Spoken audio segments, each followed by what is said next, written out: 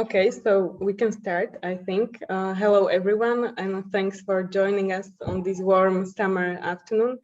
We are very happy that Angelos Varvarousis has accepted the invite, and he will give a talk on degrowth and urban planning. Now I will just make a very short introduction, then Angelos' talk will follow, and then there will be space for a few Q&A, so don't hesitate to participate in this discussion part. So Angelos Varvarousis is an urban planner, curator, researcher, but I read somewhere that also dancer and musician. He lives both and works both in Athens and Barcelona, and he's member of the research collective called the Research and Degrowth. He has published recently a book called Liminal Commons, The Modern Rituals of Transition in Greece. And he has been very much focusing on the topic of degrowth, of course, but in the context of urban policies and urban planning, but also on questions of commoning and shared economies and ecology economics. We are very happy that you accepted the invite and very much looking forward to your talk for various reasons. I would just mention two of them. The first is that in our context, I think that the debate on degrowth tends to be very often reduced to debate or to questions of how to consume less or better or more ethically, so how to modify our behavior in terms of individual consumers. But it is very rarely taken into consideration as a tool of some more structural policies. So I'm really curious on your thoughts on this topic. And another is that in the debate that will follow, we would very much like to make some connections or alliances with the project that we are organizing together with Peter Salaj and Eliška Mazalova, which is called Urban Imagination Seminar.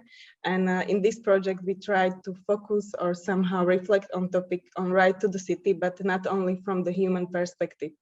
And as a case study, we chose one particular location in Bratislava, which is called Lido, and it is sort of semi-abandoned spot or a terrain vague facing the city center, but also facing the risk of potential high-rise development that is supposed to take place there. And we are trying to see what is to be done with this. So enough of me talking now. I give it over to you, Angelos, and looking forward to your talk. Thank you. Thank you, Ivana, and thank you, Peter, for inviting me. I mean, I would be very happy, honestly, to come to Bratislava, as I said before. But I mean, I'm trying to fly less, as less as possible. So, and I just came from a very long travel. So I decided to do it, of course, to accept. I think it's a very interesting project, but also like to do it online, which I think it helps also at least feeling better with my carbon footprint, at least. So I think that your project is very important, and I think it is inscribed in a broader discussion and broader debate and broader also a series of resistances all over Europe and all over the world that try to somehow to combat, to resist like this one-way urban development and try to think of our cities, our urban environments like in a different way. And this is more or less what I will focus on my talk. I will start sharing screen. So here, please tell me if it is already full screen. Okay.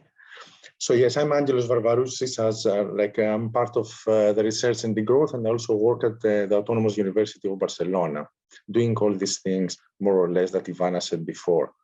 So the idea of this lecture today, of this presentation today, is to start a little bit with what is degrowth, because I mean, I'm not sure that, of course, this will be very superficial about what is degrowth, because I suppose first that most of you are a little bit aware of this discussion, and second, because I really need that this presentation is focused on things more related on the let's say, on the intersections of degrowth with urban planning.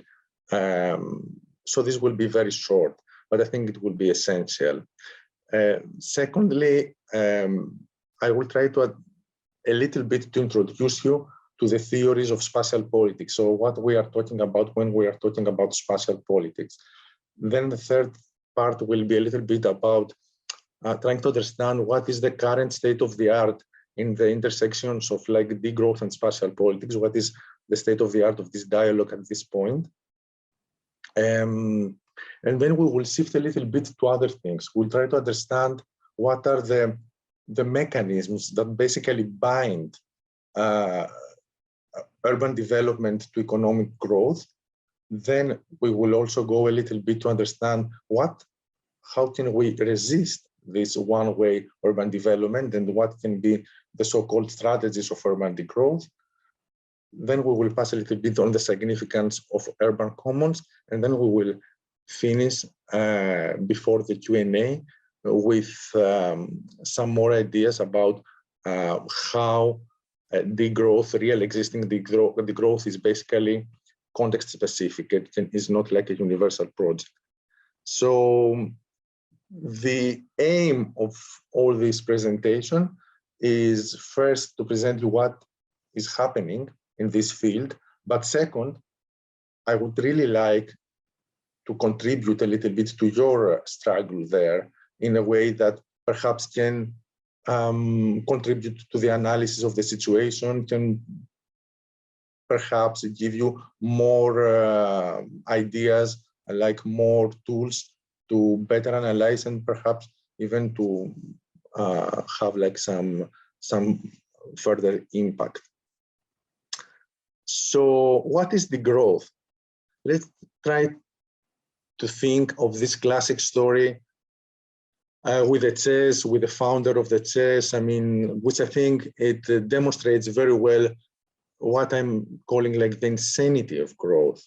So basically, you basically know, like there is like this legend that starts with the idea that when a king, when the founder of the chess offered this new board game to a king, the king asked the inventor of the chess to, I mean, what you want in exchange. And so he responded that the only thing that I need is to put one piece of rice at the first square of the chessboard, and then 2 in the second, 4th in the third, and so on. So basically we have like a doubling of the amount of rice in each of the square. I mean, this is a very tricky thing. And of course, I mean, the king was very easily said that, okay, let's do it. It's not a lot, etc. But if you think about it, and if you calculate what does it mean in reality, you will understand that at the last square of this chessboard, one should put 210 billion tons of rice. I mean, if you understand, if you want to get like an idea, a sense of how much it is the double, more than the double of the annual global material throughput, which means the total amount of energy and resources and inputs that we use for the global economy. So this is what he asked. I mean, I'm saying this because I think that this idea, this logic, assimilates a lot what happens basically in global economics. In global economics nowadays, where we are striving for, let's say, more or less a 3% annual growth, this leads basically to the doubling of the economy. Sorry, I have to.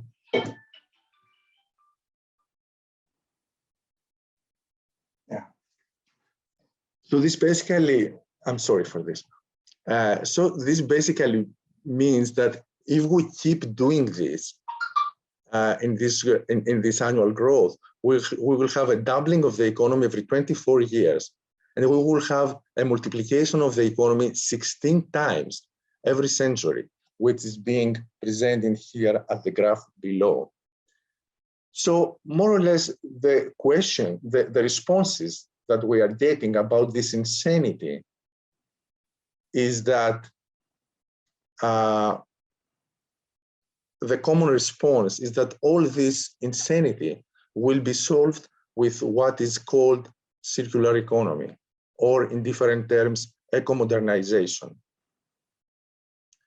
which basically is not true, is completely untrue, in fact, because the idea that our economies are circular is problematic, is not true, is untrue. Our economies are entropic, as Georges Kuregen has demonstrated even 50 years ago, I would say. So what does it mean that are entropic? This means that basically when we are using energy and materials, the state of the materials is being degraded. So cannot be reused. Of course, there are good reasons to think that the level of circularity can increase over time. But imagine that now we have an economy that is more than 90% entropic, which means that it degrades the materials and energy as they are being used. So we can have, like, of course, like a better percentage, but I think it is very naive to believe that circularity alone can basically save our planet. So what is degrowth, after all? Degrowth is like many things. Is a political principle, is a slogan, is, I would say, even a field, a scientific field in a way. It is becoming a scientific field. It is also becoming like a social movement, a set of policies, a political plan, a political project. So degrowth basically claims that we can live better with less, and that this thing should happen by design and not by disaster. Because if it is not happen by design, it will happen by disaster. And it will not be degrowth, it will be like a disaster of very steep recession, I would say. So the degrowth transition has two complementary directions, I would say. The first is the conscious and design reduction of the global throughput. And the second is the institutions that can guarantee what has been framed as frugal abundance, like a good life, but frugal life. So these are like the two things. And I think that this is, I will stop speaking about degrowth in general at this point. And I will turn into how does this strategy, this double-pronged strategy, can materialize in contemporary urban context. So this is like the question that we will try to focus during this presentation. Angelos, I'm sorry for interruption, but we cannot see the slides moving. There is still the very first slide. There is some issue, probably you did not enter full screen in your presentation or something. I'm not sure what it means. Let me do it again, perhaps. I'm really sorry, because there were nice slides. Now, can you see, what are you seeing now? Yes, now it works. Okay. So, okay, I will go through the slides very quickly. So this is the first slide. What is degrowth? With the insanity of growth, the chessboard. Then the second slide was this graph that shows what happens with a 3% annual growth. The third was what I said, more or less. The fourth was like this thing that shows like the two directions that the growth transition can take. And now it was like this slide. Is it okay now? Perfect. Thank you and sorry for this. So now we are trying a little bit to understand what we are talking about when we are talking about space and place, or when we are talking about spatial politics.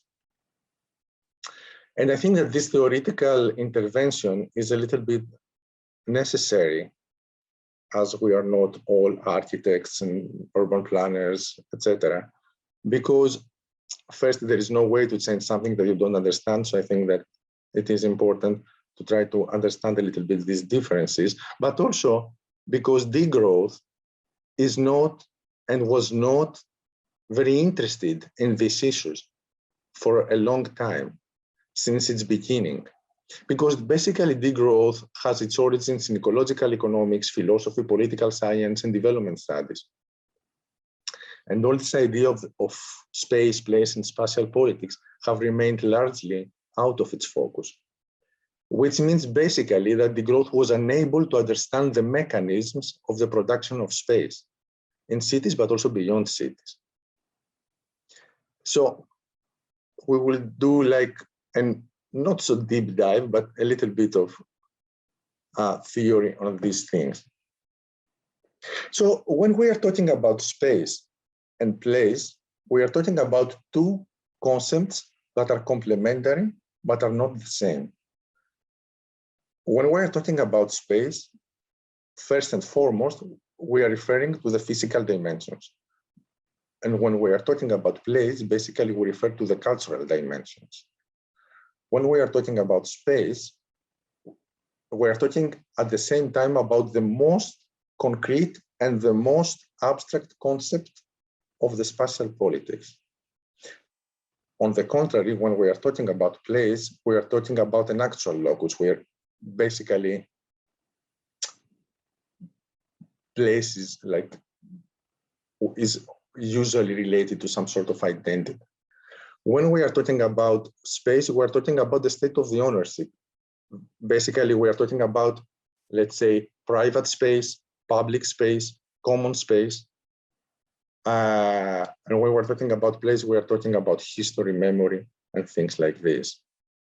The one emphasizes more the spatial, social, economic relations in relational terms, in their dynamism, in their dynamic relationship.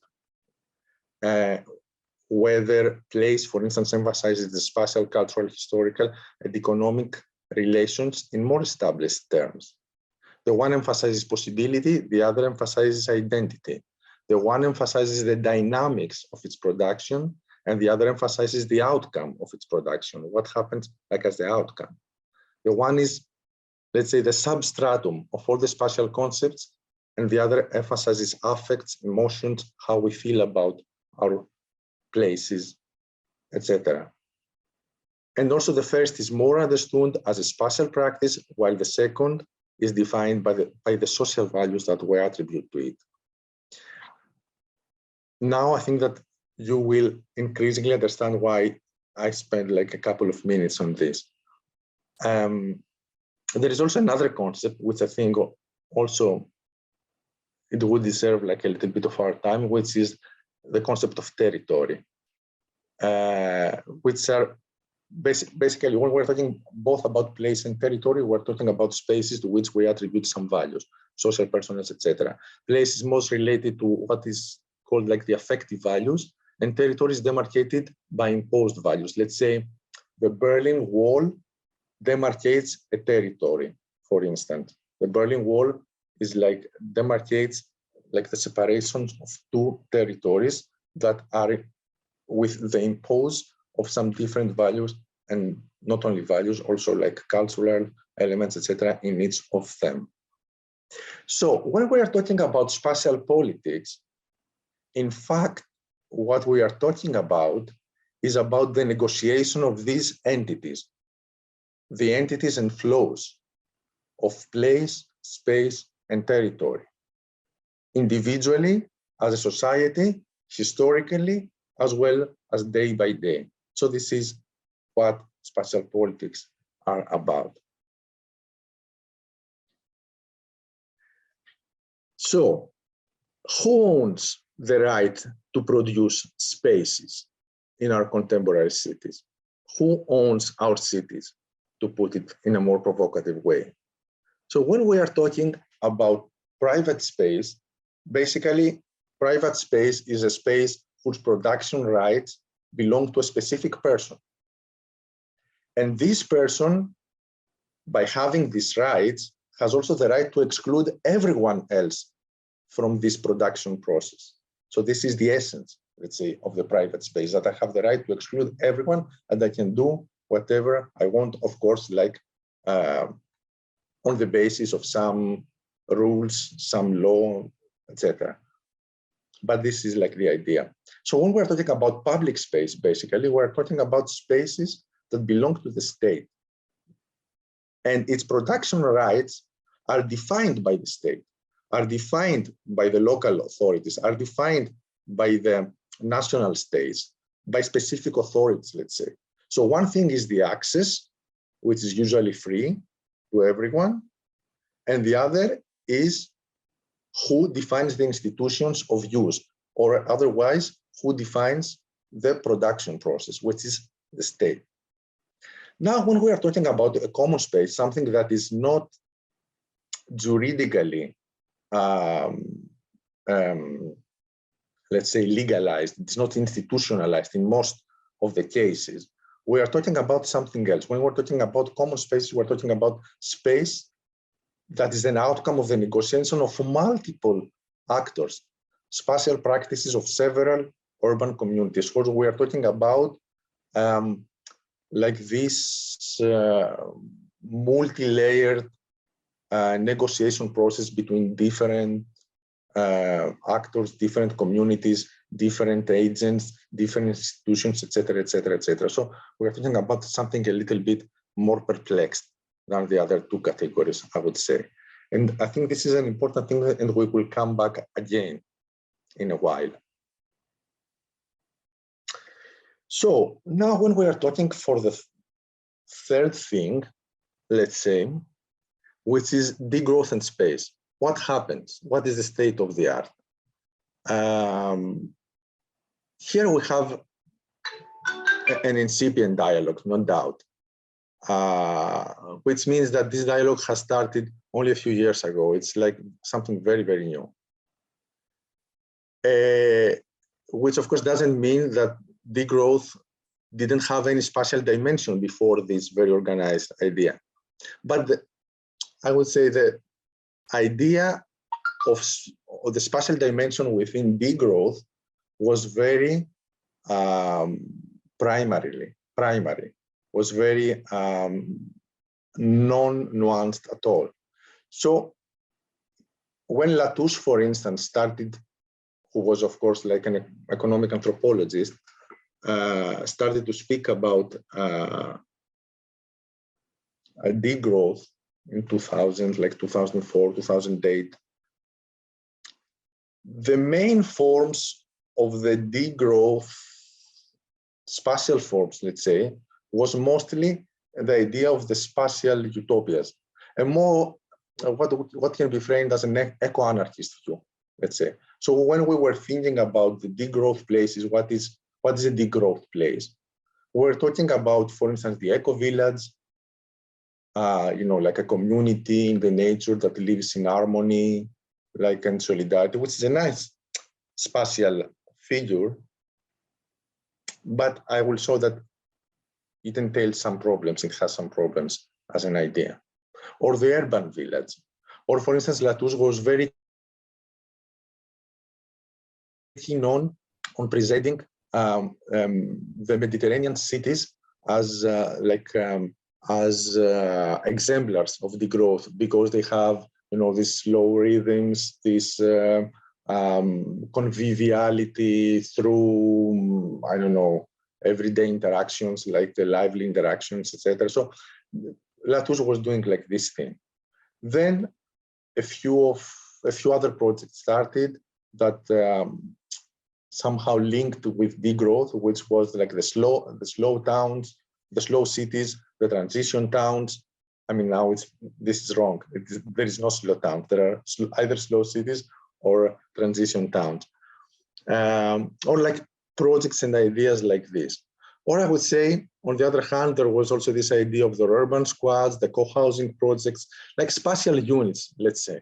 So the first degrowth literature, when it was referring to degrowth, it was not referring to spatial politics, but it was referring to exemplar spatial units, as the ones that I just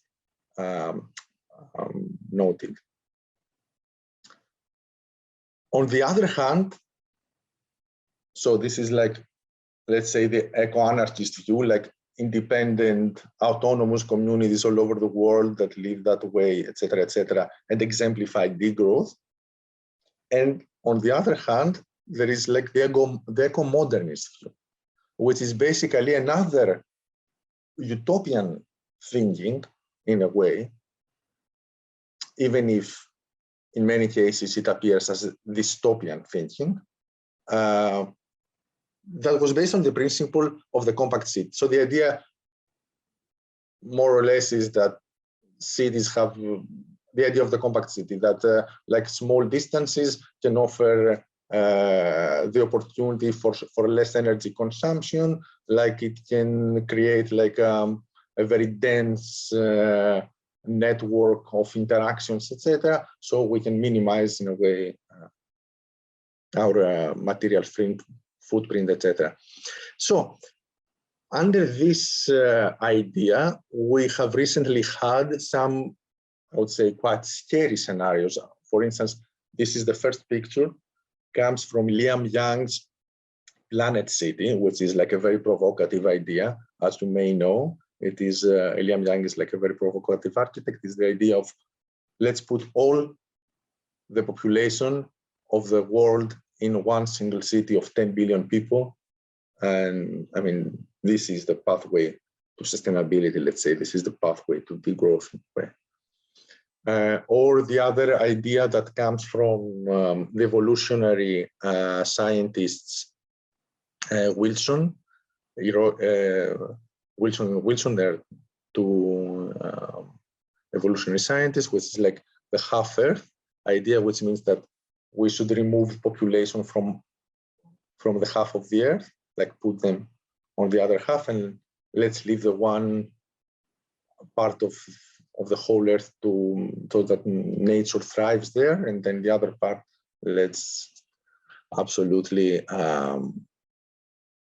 extract everything from there in order to keep doing our civilization, etc. I mean, these are a lot of, I mean, of course, I chose like the most provocative examples. I just wanted to pass like an idea about what does it mean. There are also other more mild, let's say, views, eco-modernist views. I just wanted to show like this this dualism, this binary idea about how degrowth could come when we are thinking in spatial utopia terms, either like from the viewpoint of the eco-anarchist or from the viewpoint of the eco-modernist in a way.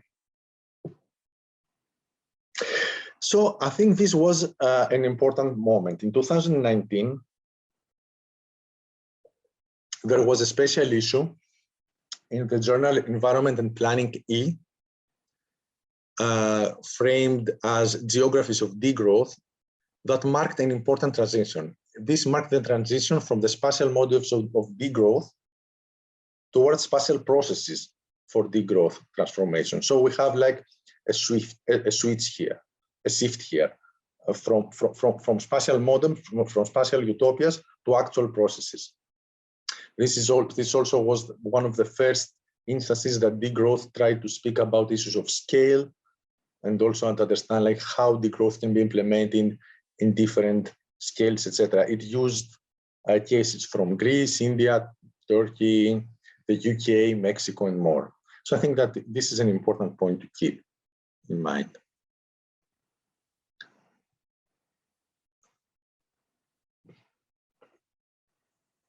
Oh, sorry, can you see this one?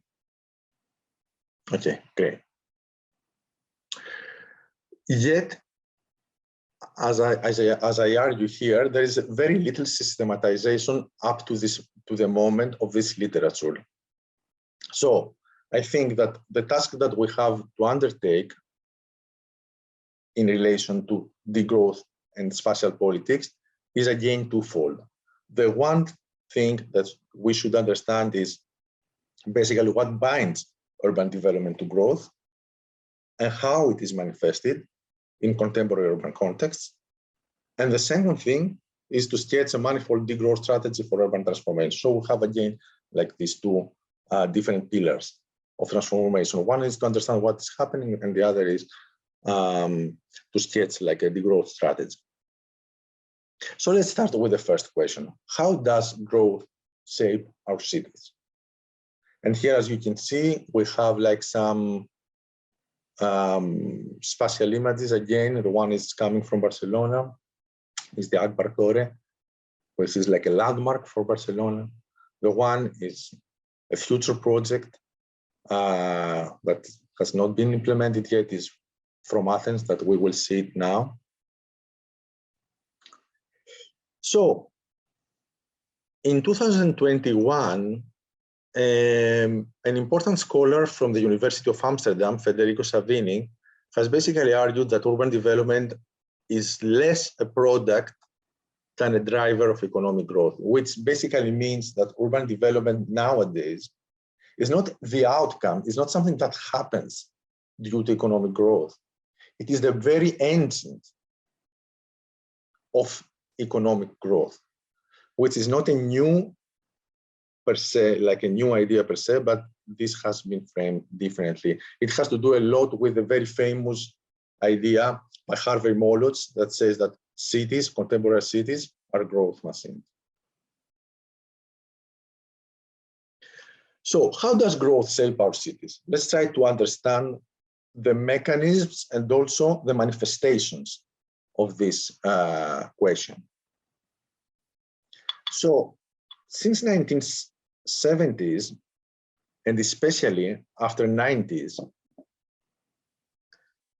there is a vast neoliberalization of the planning mechanism.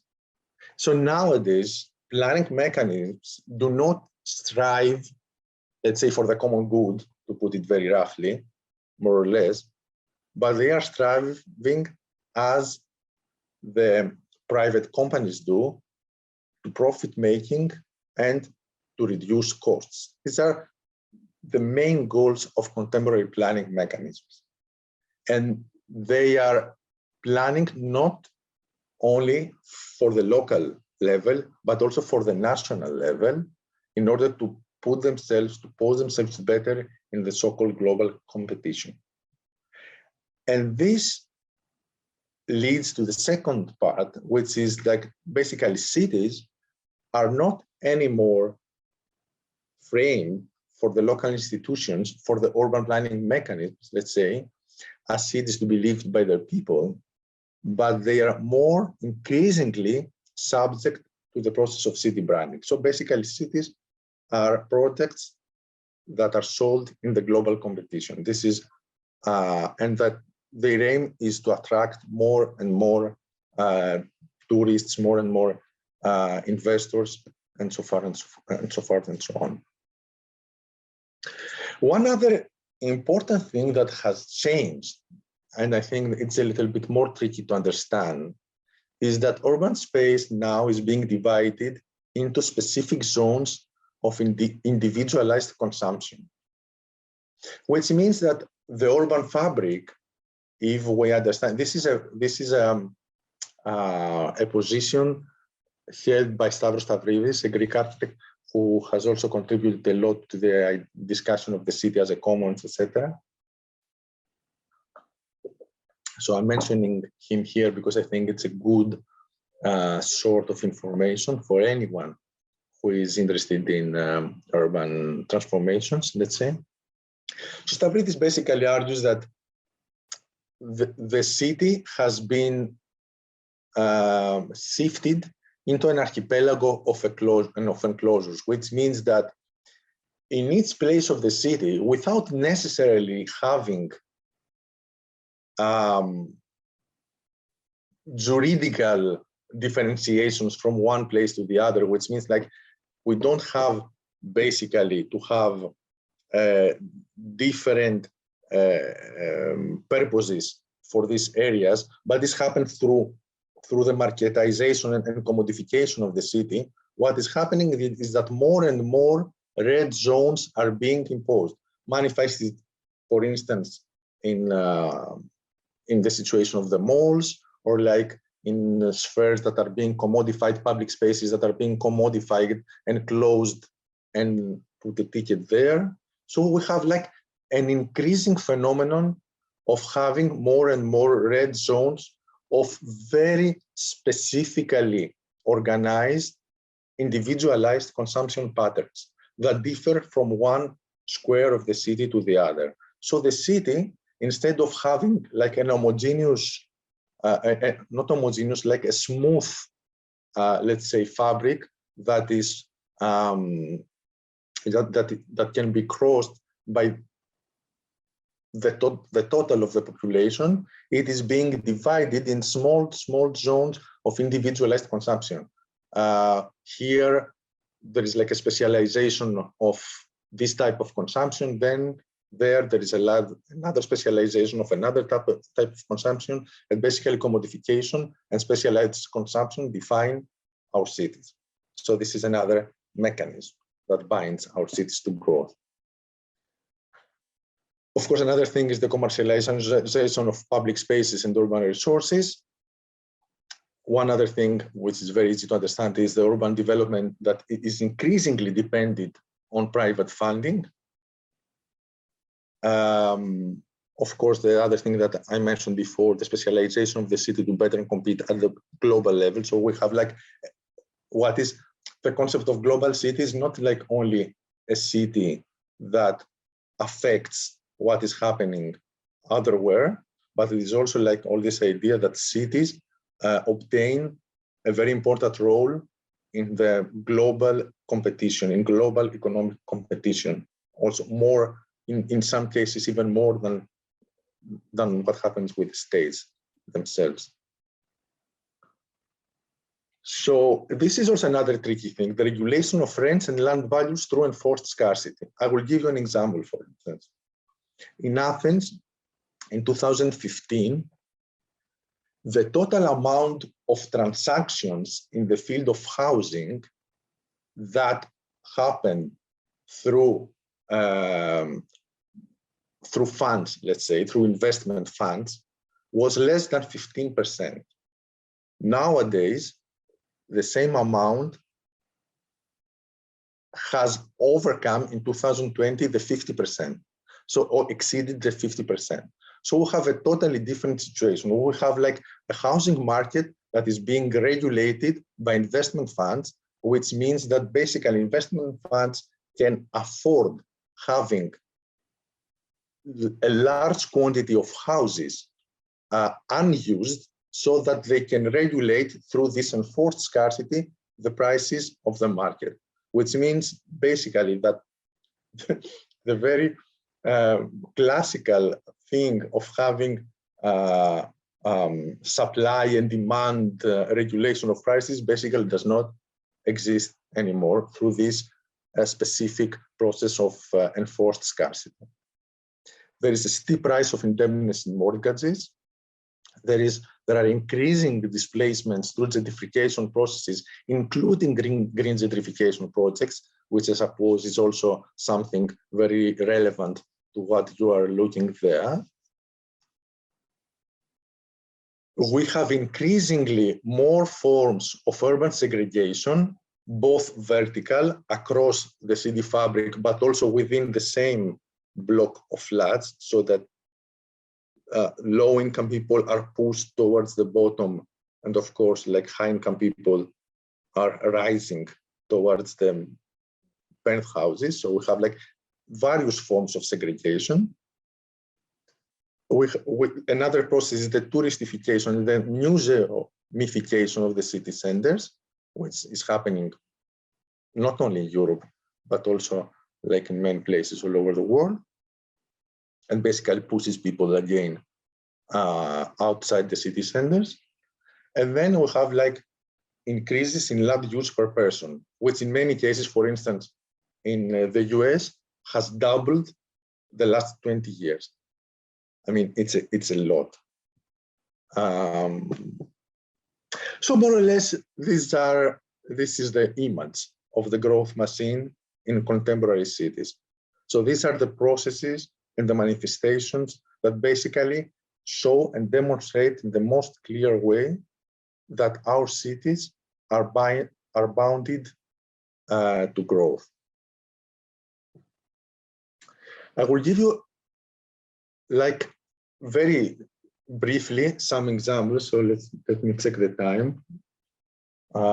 Yeah, I will speed up a little bit. So I will show only one example, which is, I think, is very indicative.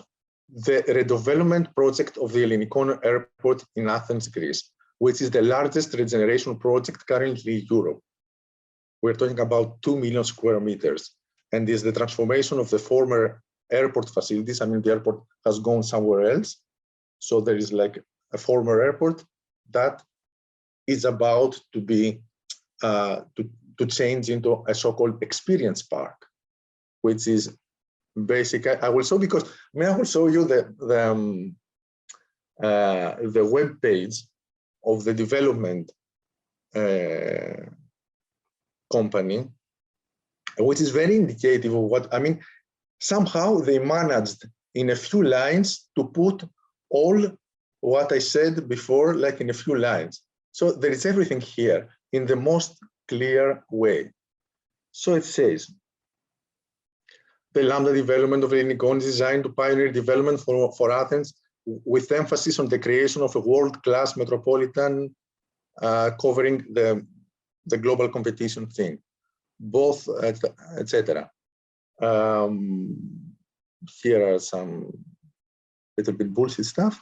And then there is like this idea that the Ellinikon is expected to substantially contribute to the repositioning of Athens as one of the major world-class tourism destinations, as it will provide significant number of new accommodation landmarks. So there is altogether landmark architecture, like world-class tourism, tourism venues, increase of GDP by 2.4%, like bringing 1 more million tourists in the city center, etc., etc., etc. So, I mean, all that I said, they managed to put in a single page. What is more interesting, sorry, I need to reshare. What is more interesting? Can you see now? You can't see, okay. I will share again. Now, so what is more interesting is that this specific place of the former abandoned airport was not abandoned, basically. It was a very lively place, hosting the so-called metropolitan social clinic of the former airport, which was one of the most important examples of social solidarity throughout the 12 years of the Greek crisis. We are talking about the place that treated more than 250,000 people in a self-organized manner, around 2,000 per month. There was a self-organized camping site, a self-organized beach, an urban farming project, and on top of them, there was a coalition of activists and local experts and urban professionals that have developed a specific development plan based on the needs of the local population. And the first act of the new development project was basically to demolish the building of the social clinic. So, I mean, here we are seeing clearly that there is, on the one hand, a development strategy, a growth-based development strategy that does not favor the local population. And this is exemplified in the best way. We can also have, I have more examples here also from Barcelona, but I think that you grasped what I wanted to say, so perhaps we can move a little bit onward. So what can be done to reverse this situation? Let's go to something positive, because I think that it was already too harsh. So what can be done to reverse this situation? What can be the strategies of urban degrowth, what we are talking about? So this is part of an ongoing project that I'm trying to formulate, let's say, a framework about, together with colleagues, not alone, of course, about how can we have like a complete degrowth strategy, let's say. So I would say that this idea, this discussion about urban degrowth, we are framing it in 4 different and interrelated layers. So the first layer has to do with broad ideological changes in the process of urban planning. The second has to do with concrete changes in the planning mechanisms and objectives, the objectives on planning, like some very concrete changes. The third has to do with the institutionalization, this is the policy level, let's say, of specific urban institutions.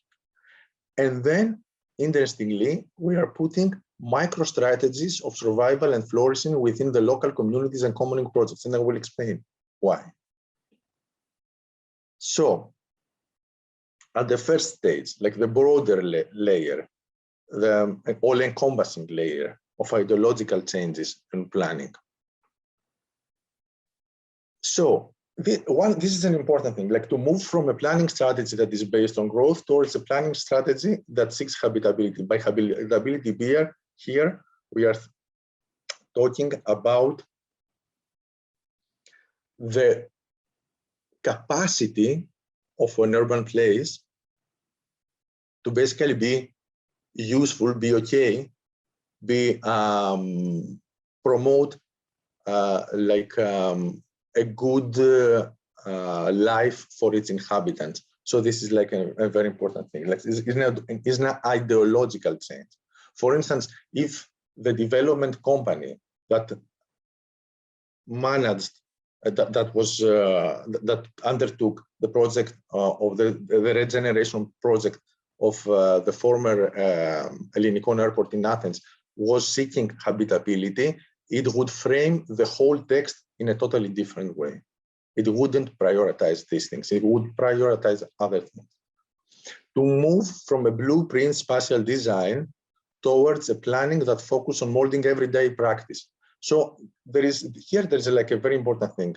And I think that it is a trap not only for the growth promoters, the promoters of growth, but it's also like a trap for the counter resistances that we are trying to resist, let's say, growth-based development with another blueprint spatial design, which is problematic as well, as I explained before. So we should try to think about all the changes that we're promoting, not how they look like at our eyes, but what are the types of everyday practices that they promote, and also what are the types of human nature relations that they promote, which I think is like a very bold ideological change in planning. Another thing is to move from incentives and targets towards a planning that is based on absolute limits. I think this is tricky to understand perhaps, but I think it's very important because, for instance, when we're incentivizing companies to perform better in specific areas, etc., and have like a relative improvement in their indicators, we're basically missing the whole thing. Because, for instance, our economy is being dematerialized in relative terms, but in absolute terms, it uses more and more material throughput. So this is a problem for sustainability. And so we should move from this idea towards the planning of absolute limits. When we are talking about concrete changes in the planning mechanisms and objectives, for instance, we can list like a few things. Read again history and learn from the past. Avoid short-term master plans and create depth in the new planning proposal. Let's say avoid 3 years or 5 years master plans and try to think like to promote strategic thinking in urban planning. To expand participatory design planning processes and involve more social categories in policy making. To create a mechanism to link urban professionals and consultants to urban grassroots projects.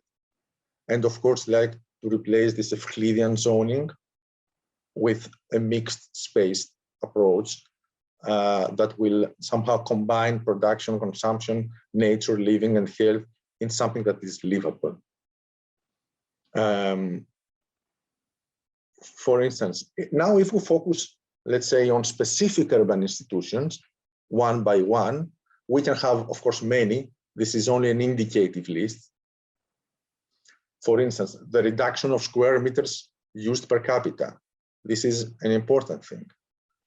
To tax non-use, to tax holiday flats, to incentivize home sharing through tax reform, subsidies, the introduction of minimum rates of occupancy, etc., to legalize squatted of unused buildings, as it is happening in many places all over the world. I mean, in Barcelona, where I live, this is an ongoing process now. Also, in Italy, for instance, in the city of Naples and in the city of Bologna, there are many, especially in the city of Naples, like in Bologna is a different thing, a little bit slightly different thing. There is like a process of acknowledging the right to occupy as something that of unused buildings, etc. I mean, this is a whole discussion, of course, but I think it's important because also it breaks this idea that the right of use goes hand in hand with property, right? So I think this is an important thing to consider. To prioritize refurbishment over demolition and new construction, to regulate rents, as it is also happening in some places all over the world, to limit urban expansion through densification and compact city policies. I think this is not a problem. This is a good thing to happen. To have multifunctional settlements with a high number of community-based services. To stop allocating land to projects that favor global capital accumulation and instead dedicate like some resources to the infrastructures and needs of the local economy, to adopt different criteria to evaluate success, which is also an important thing.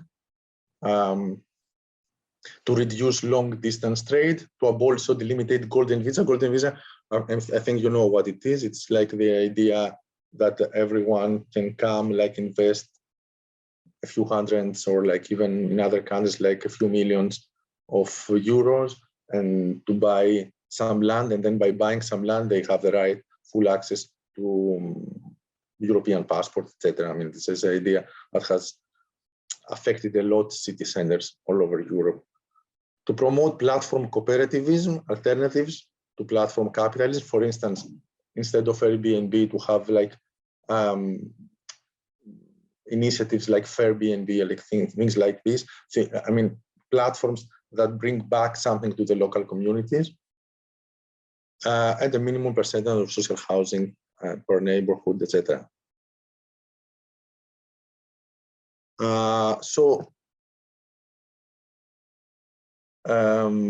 And the fourth stage has to do with the micro strategies of survival and flourishing within the local communities, common projects. And here we can have, again, like a big list of new tools for communication, emotional expression methods, things that enable communities to survive, to sustain themselves, and to thrive. Practices that enhance gender balance, equity, role changing for avoiding concentration of power, education in commons management, networking, etc.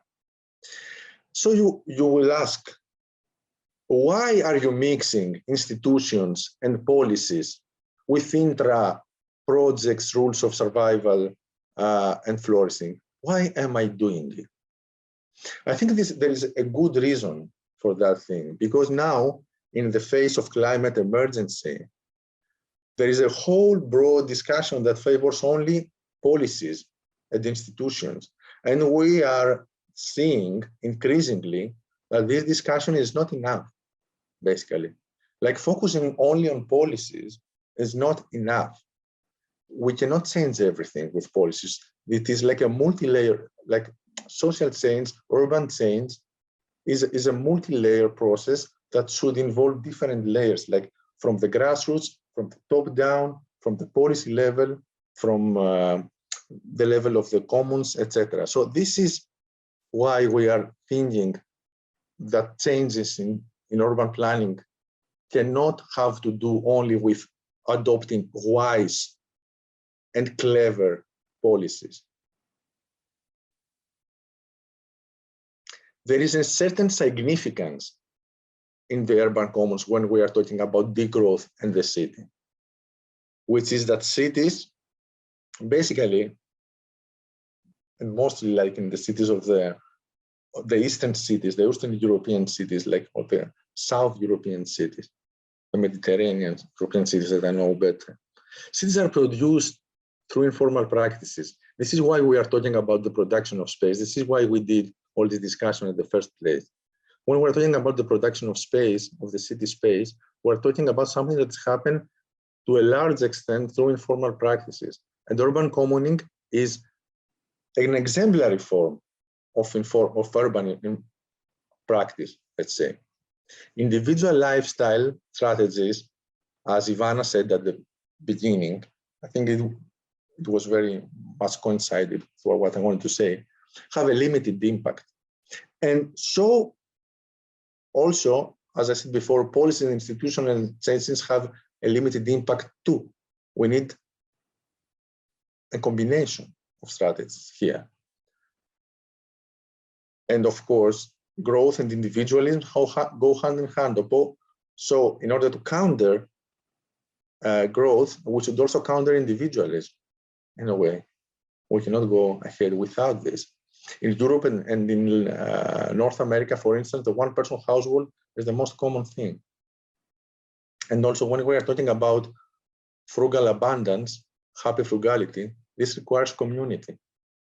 Like it is the positional goods that bring, let's say, well-being in individual societies, in market societies. The other thing requires some sort of community. And also the care can only be organized in communities to avoid gender, class, and ethnic injustices. So here, for instance, you can see what this thing means, for instance, in the city of Barcelona. In the city of Barcelona, for instance, one person nowadays, of course, like Barcelona has a very strong cooperative history. It's like a special example in a way when we're talking about the commons, but it's important to understand that a person now that lives in Barcelona can have access to a series of amenities that have been produced from the grassroots based on the commons. And here I'm just offering a few of them. And this is the last part of the presentation. I think I have no minutes. I have like, let's say 3-4 minutes more, and then I will finish. This is like the last part of the presentation. And it has to do with that all that I said so far, which is in abstract, will not work if it does not relate to the context, to the very specific geographic context. We can only have context space solutions, context specific strategies for degrowth.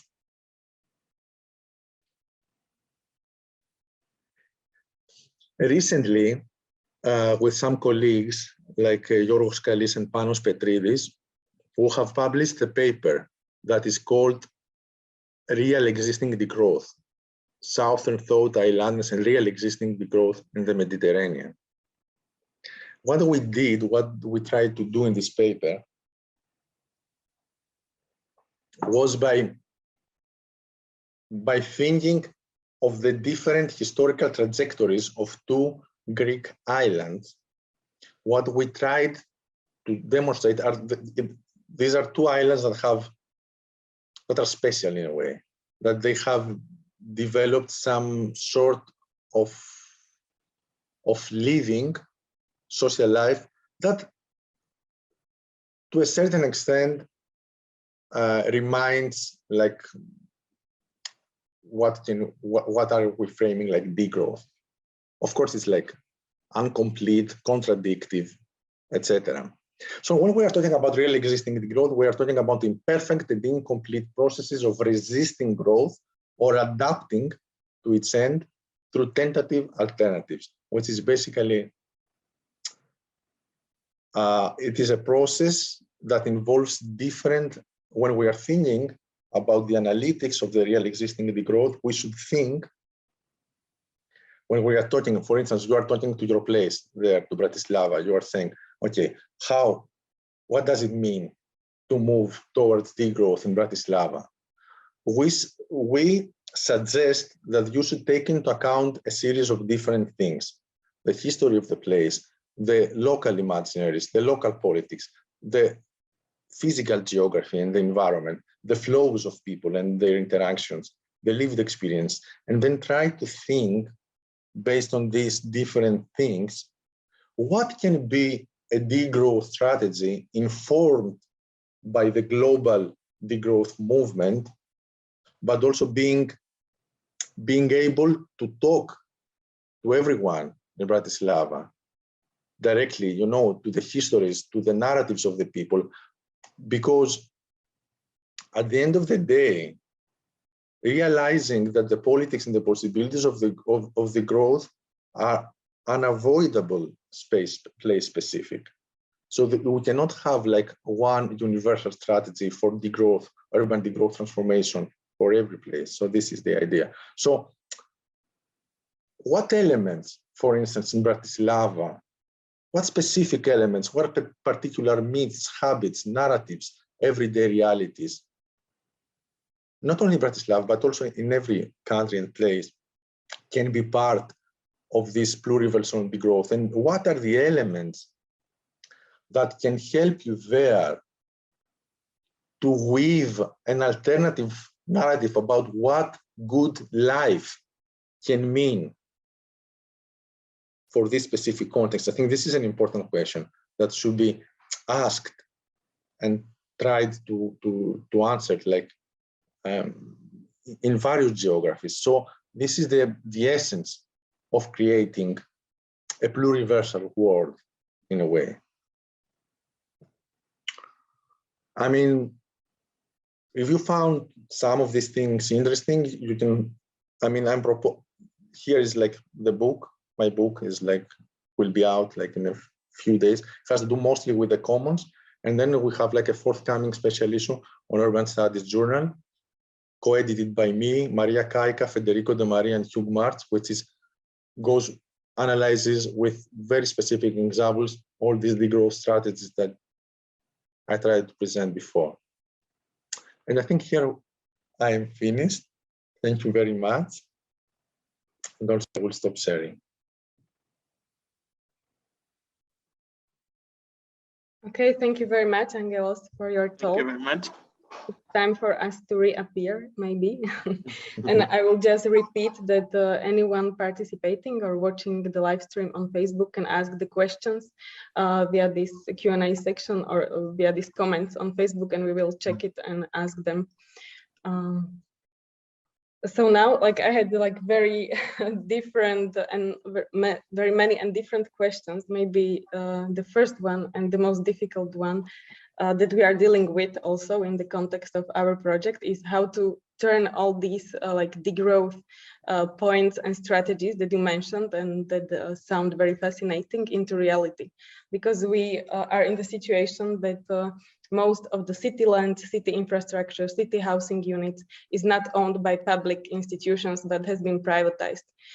So what is the role between these like public institutions and these grassroots movements, how the ideal cooperation should look like, or how the dynamics between these two poles that you mentioned should happen or should be happening? Is it also context specific, or can we generalize it somehow? I mean, as I said, there is always an interplay between patterns and motives that happen more or less everywhere. I mean, this is the power, the systemic power, let's say. This is the power of growth, let's say. This is the power of growth has become like a universal thing. So I think there are things that work the same way everywhere, and there are things that work differently in different places. I would say that, and as you can imagine, there is no single or definite answer to what you are answering. But I think that, for instance, in Barcelona, for instance, again, what happened in Barcelona? There was like a huge, Spain was among the countries that were hit very, very strongly by the global economic crisis of 2008. There were thousands of evictions, thousands of empty buildings belonging to the now passing to the banks. I mean, there was a very strong grassroots movement, PAH, that tried to combat this eviction, for instance. This movement was speaking directly to a very important problem. I mean, it was directly related to a very hard issue, a very important problem for the lives of the people.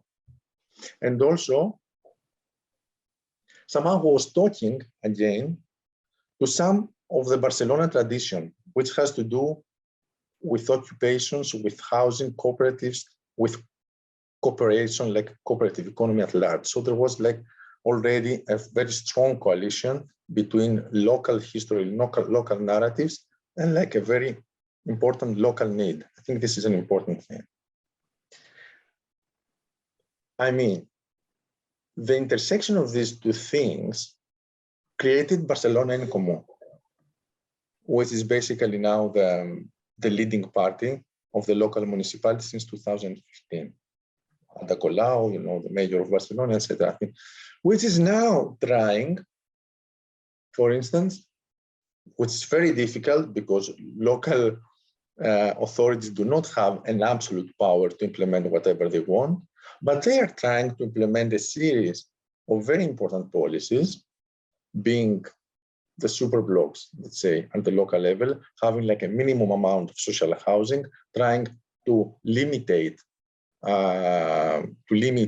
Airbnb in the city center, trying to incorporate principles of social and solidarity economy in whatever new policy schemes are being created. So I think that, again, we have like a process that had to do, touched upon the local history, touched upon the local situation, tried to create like a very big social movement that demanded something.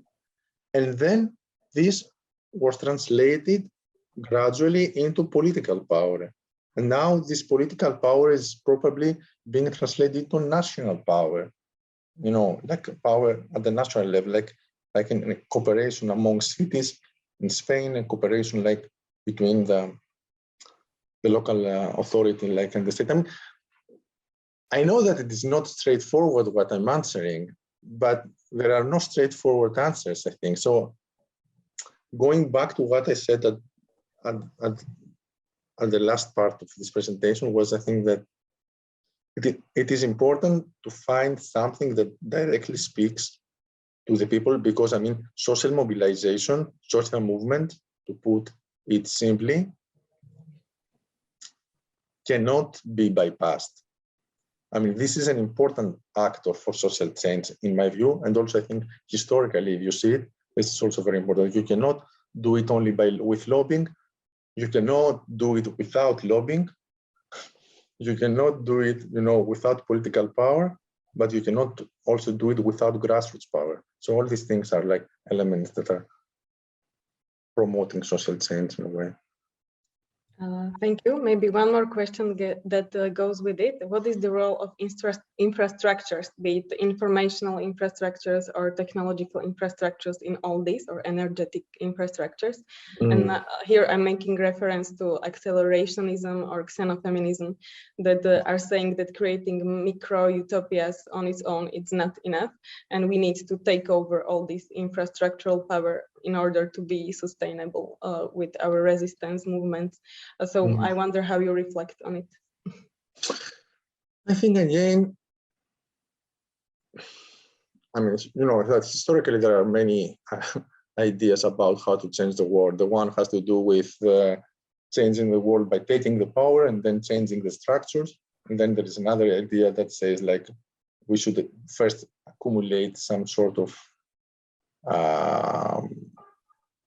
resources, let's say, and then claim autonomy. The other thing is starting by claiming autonomy right here and right now, and then at some point, I mean, this is the exodus, let's say, way. I mean, you know, taking, changing the world without taking the power, you know, very famous, like 20 years ago, it was very, very famous. Now it's not so appealing anymore. But I think that in relation to technology, I think it is very important first to try through political action to limit the power of certain technological apparatuses that suppress people. But on the other hand, it's very important to develop a different form of technology, which is, for instance, peer-to-peer technologies, which is, for instance, glocal technologies, which is, for instance, like cosmolocal technologies on the one hand, which is, I mean, the idea of design global, having it in the form of open access, like open technologies, and then implement it at the local level, which is also very important. It's also very cheap. You can do it like very cheap. So, I mean, again, I would say my position more or less in this debate stands somewhere in between. So something that, of course, like trying to show, to demonstrate, and to limit. I mean, for instance, in 2015-16, the Greek government of Syriza tried to limit the power of the information apparatuses of the local channels, let's say, of the Greek national channel. They tried to do it, but they didn't pay any attention to any alternatives. For instance, that is a problematic strategy, apparently.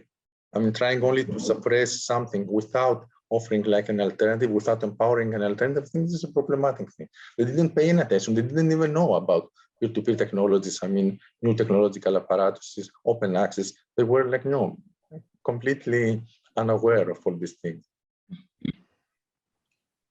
Peter, do you have any question, or should I go directly to the questions asked by the public? Today. Regarding the last you told, I was just interesting. In your presentation, you mentioned alternative to Airbnb, which is kind of not this kind of extractional. Do you can mention something more about it, because yeah, I mean, at first, I mean, the idea of sharing homes is not any new, and it is not like an Airbnb innovation, of course. Like the roofing network, which is like basically moving around in ecological projects and farms, etc., exists since the 70s. I mean, so I mean, like, we should not like give, you know, this, let's say, innovation to Airbnb, because it isn't. This is like a very effective like market alternative. Now, when we are talking about Fairbnb, which is like both Italy and Barcelona based project, is like an alternative that somehow is based on the idea that can be absolute limits in its territory about the amount of places that can be used, but also like these rental practices should be and are being connected to social economy projects, local social economy projects. So, I mean, so that the local economy basically can have a say on what is happening on short-term rentals. Mm-hmm. Of course, this needs also an institutional empowerment in order to be able to counter, let's say, the very for-profit function of Airbnb. But even if it doesn't have, it can be like a system that allows short-term rentals, but also tries to link these short-term rentals to social economy, local projects, and give back something to the community, which is something that is in its beginning. It is happening in Italy and in Barcelona. I think that in general, the principles of platform cooperativism have a lot to do with how to form digital economies in the future. Yeah, kind of nationalizing of the private. No, it's not national. This is not nationalizing. This is again. This is from the grassroots. It needs institutional support, but I think it is from the grassroots. So it does not only. You cannot put it in the binary, in the dichotomy like the public and the individual, the private. It is in the sphere of the commons in a way. Yeah. Yeah. I think. So I will ask the first question from the public. Mm-hmm. It's a question from Victor Castella, and he's asking, should these principles be applied mainly as bottom-up initiatives? Do you know about examples where mayors started this theory of degrowth as the strategy in front of its inhabitants, politicians, investors, or city stakeholders? I mean, again, I will insist again, because I think that these two levels should somehow, the one feeds the other. And this doesn't happen in a linear way. This is important to understand. I mean, so it is not like that you can develop them hand in hand in a linear way. So we have like a bit of bottom-up initiatives, and then we'll have like an equivalent of top-down. I mean, this is not how things happen and have happened like in history. For instance, when the Majesties became like the mayor of Naples in 2000, I think 9, 10, something like this, and he was until 2021. In Naples, I will give the example, because I think the example of Naples is like very indicative of this thing, because you know Naples is famous for its urban porosity, as famously Benjamin also described in his text like 70 years ago, etc., and 90 years ago. I mean, you know, so Napoli has a strong culture, we could say, based on the commons. So there is like something in Napolitan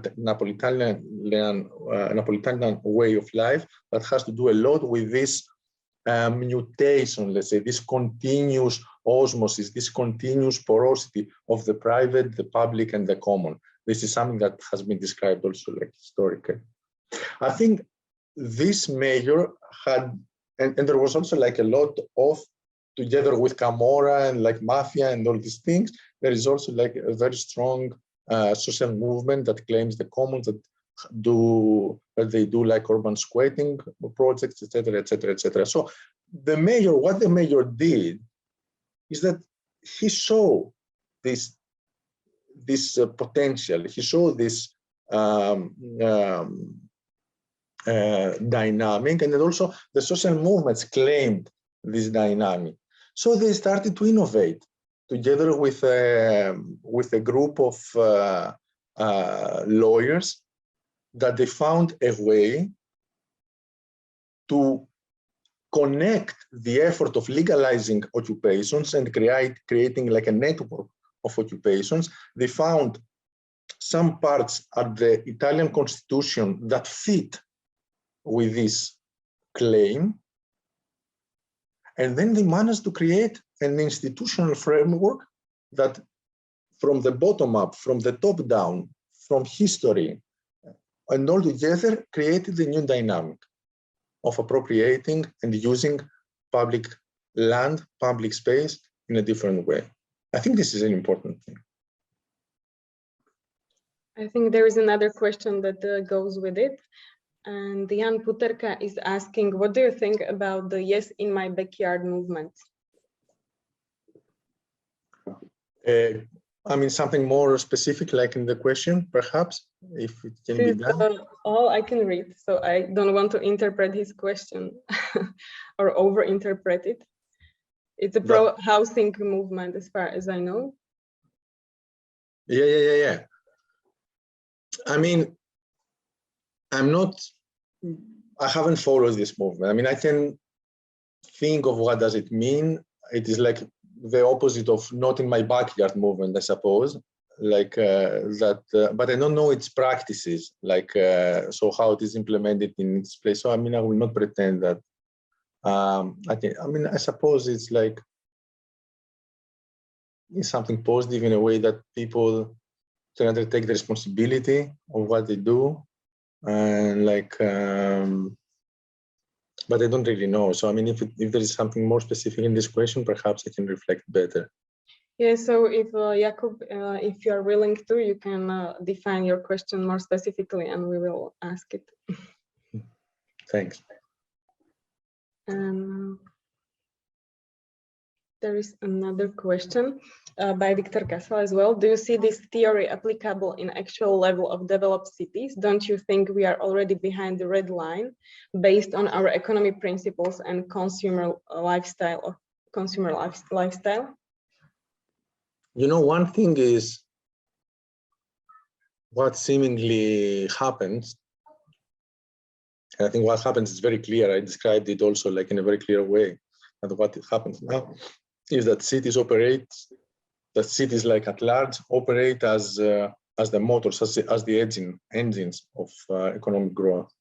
This is what happens. But then, of course, we have like collapses in human history. And I think this is an important thing that I think I didn't emphasize so much, which is that this degrowth by design or degrowth by disaster, I think this is like an important point to keep in this discussion, because things that now, for instance, are unimaginable, unthinkable. For instance, think of Detroit, for instance, in the 50s, like in the 40s, that was thriving as an industrial city. And then at some point, it passed the phase of deindustrialization. It became like a shrinking city.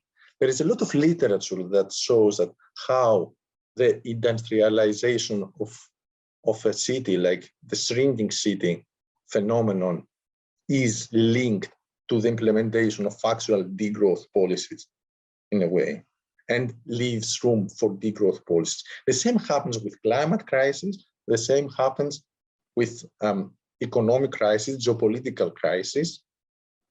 So I think that there is a very dynamic thing, and the more prepared we are, like with tools, with institutions, with collectives, with commons, with new things, etc., we can increase adaptability in the very difficult times that are coming, which, I mean, this is for sure the difficult times that are coming. So, I mean, you know, history is not progressing like in a linear way. This is what history says. I mean, so, yeah, I mean, I'm not 100% optimist, let's say, but I would say that there is room for adopting different development models, different development pathways than the ones that we do now. And I think that necessarily we will be forced to do that anyway. I hope that it will not happen by disaster and it will happen by design consciously, for instance.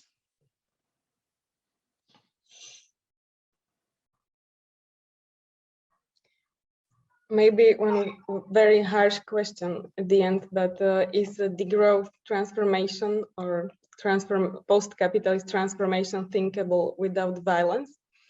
And we don't have to speak about like direct physical violence, but structural violence or economic violence of like expropriation or legalizing squatting, etc., etc.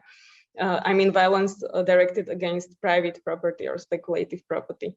Can we think of this any sort of post-capitalist transformation without thinking of violence at the same time? Like the growth is primarily a non-violent movement. I mean, this is admittable, which means that, there are, for instance, a lot of degrowthers resort on, this Gandhian form of mass mobilization without violence, non-violent mobilization, like etc. I mean, I don't know what I can answer in this question. I mean, like there is also like all this discussion now that is promoted by extreme right-wing conservative nationalists, philosophers and politicians about multipolarity that is happening, on the context of, I mean, they are appropriating the idea of the pluriverse, they are transforming into something that is extremely conservative and extremely reactionary in a way. And they are talking about, limiting the superpower of the one pole and like promoting more multipolarity. I mean, this obviously is not the case. I mean, this will not lead, this is not leading to a pluriverse. This leads to a pluriversal oppression, let's say, not to a pluriversal liberation, not to a pluriversal, you can have like but I mean, no, I mean, historically, I mean, personally, I'm not saying that, like any sort of violence at any moment is completely unjustifiable. We can, I mean, this is not me. So I can think of potential, let's say, defensive, let's say, resistance in some cases that involves the exertion of power, as it happened in Oaxaca, as it happened, like in many different places all over the world, like in the Chiapas territory. I mean, these things are happening and they involve some sort of violence. But I mean, now storming the Winter Palace and taking the power in order to do something different, I mean, this, I'm not buying it, of course. Jakub Puterka has specified this question in the meantime, so I will read it. So more concretely, what about fixing some of the problems of social injustice, high housing costs and gentrification by simply building more housing, sometimes going against the local residents who are strongly opposed to everything, not in my backyard? So the idea is that, what if we try to solve the whole thing, the housing issue, by building more houses? Yeah, so yeah, this is the question, yeah. I mean, okay, building something new is not completely out of, I mean, for instance, when we are talking about, I don't know, Lagos in Nigeria, that there are like extremely big parts of the population that live without like sewage system, like, what that, I mean, basic infrastructure and things like building infrastructure is important. I mean, the focus also is different in the, I mean, this is also something that I wanted to say and I didn't say anything about this, but all the strategies are different in the global north and in the global south, and don't like the intermediate souths within the north and norths within the south. So, I mean, this is something also to take into account. So, I mean, I don't know, having, for instance, 100 square meters per person, like as it happens now in the US, and like seeking to resolve injustices by building new places, new houses, I think it is nonsensical in a way. There you need redistribution, refabrication and redistribution, obviously. I mean, like being, like in Lagos, in Nigeria, I mean, I don't know, perhaps like it requires new infrastructure. So I think that a lot of things has to do with the local history, again, with what happens on the local level. So there are not universal things. I mean, in general, we should minimize. And I mean, even more, we should minimize, landmark projects that do not have a specific use. They are not used by the people. I mean, they only are used. I mean, for instance, in China now, I would give you an example. For instance, what happens in China now? In China, now there is like an extreme growth of skyscrapers for the sake of skyscrapers, for putting each Chinese city into the local competition, like, you know, with the rest, and like competing, like having in China the biggest amount of skyscrapers all over the world. So I mean, have like the tallest buildings, etc. And all these skyscrapers are useless. They are not used at all. They are abandoned. They are empty, basically. This is happening in order to demonstrate, you know, like the Chinese supremacy in a way. This happens for this reason in China, and they are totally abandoned. They are useless. They are office buildings without companies to use them. They are just built for the sake of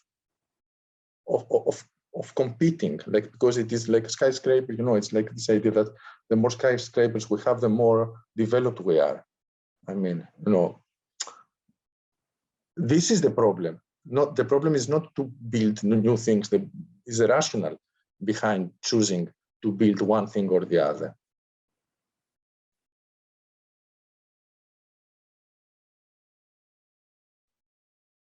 We wanted to remain within the framework of 30 minutes. I don't know, Peter, if you have some other question or if I can ask one more thing.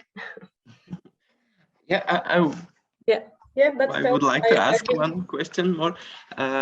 Maybe a little bit go back about the industry in the cities and the change which comes in 90s and earlier on the North Pole. And if you think it could be not really maybe degrowth theory, but in some way lead to lesser growth, to use back this industrial place for production, for industrial production, than for using is like building this kind of empty houses only for financial reason. Yeah, in Bratislava, for example, the huge part of this old industry was demolished now last 10 years, and now there is been building this kind of flats for investments. Yeah, I think this is like I mean, this is a common trait anyway, because, you know, as the growth economies are pushing production and commodification towards what is called commodity frontiers, which is like the frontiers of commodity production, transportation, which are pushed always like are pushed towards their limits, you know, by incorporating like new jungles, new places, the North Poles, Antarctica, I mean, everything. So everything is becoming like part of the commodity frontier somehow. So, I mean, production is being transferred somewhere else. It's like there is also this extreme decentralization of the production process. And I mean, there is all these things that are happening, the industrialization and things like this.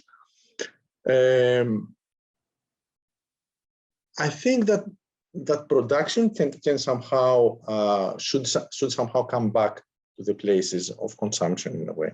I mean, this is part of what we are thinking when we are saying like bringing back, instead of having this Euclidean zone, to bring back the different spheres of production, living, entertainment, I mean, social, everything, like in a very nature, everything like in a very mixed way. I think this is an important part.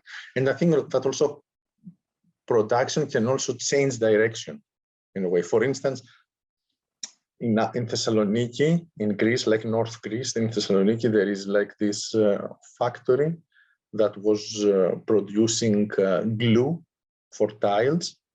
And then it was reappropriated when it closed. It was occupied and reappropriated by its workers, and now it shifted its production towards creating, producing ecological things like soaps, but for not like for post use, for any, for very popular use, but like ecological stuff, like different things. So I think there is a way to shift production based on different needs, different priorities, different rationales.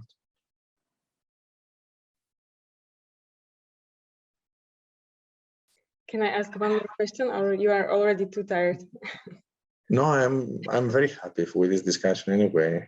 So it's like I'm here. Great. So in one of your articles, Degrowth and the City, you mention some shared commons or public commons that should be by definition taken out of this valorization and extraction of financial capital out of them. And you say that while this is clear, as would regard some natural resources or natural commons, this should be think of in terms of social commons, shared social commons as well. And I was wondering, what do you mean by them? If you can give some examples of these like social commons that should be taken out by definition from this extraction logics. Ivana, there is like this discussion is going back to the ecological economics. Ecological economics, there is idea that because like there is this distinction between ecological economics and environmental economics. Environmental economics are based on monetization.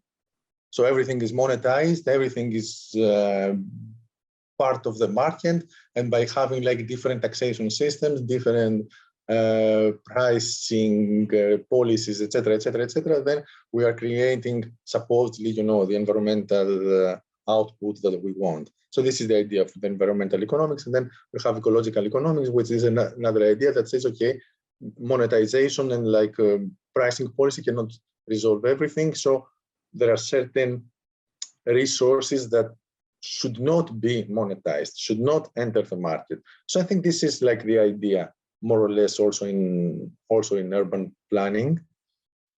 The important thing here is, and this is does not only refer to natural resources, it also refers, for instance, to certain places like public spaces, public squares. For instance, when I moved to Barcelona in 2013, the Gaudí Park was like a public space open to everyone. Now it is commodified, for instance. You should pay a ticket in order to enter, and now they left only 1 hour for the locals, that you are showing a local card that you are a local, you are a resident of the area, and then you are entering for 1 hour just to run, or like to have your dog to sit there.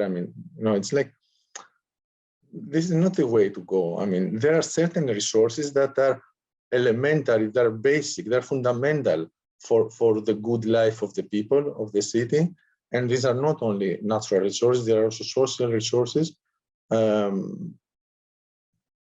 of any type, like from public spaces, squares, also markets, like that should be kept somehow, some spaces for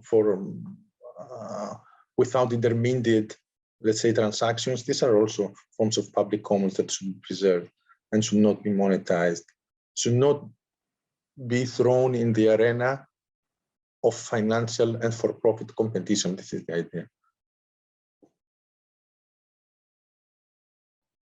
Thank you very much. There are no further questions. I think we can say thank you very much for your talk and for discussing with us. And good luck. Thank you very much also for, very nice invitation. I wish you all the best, and we're in touch somehow.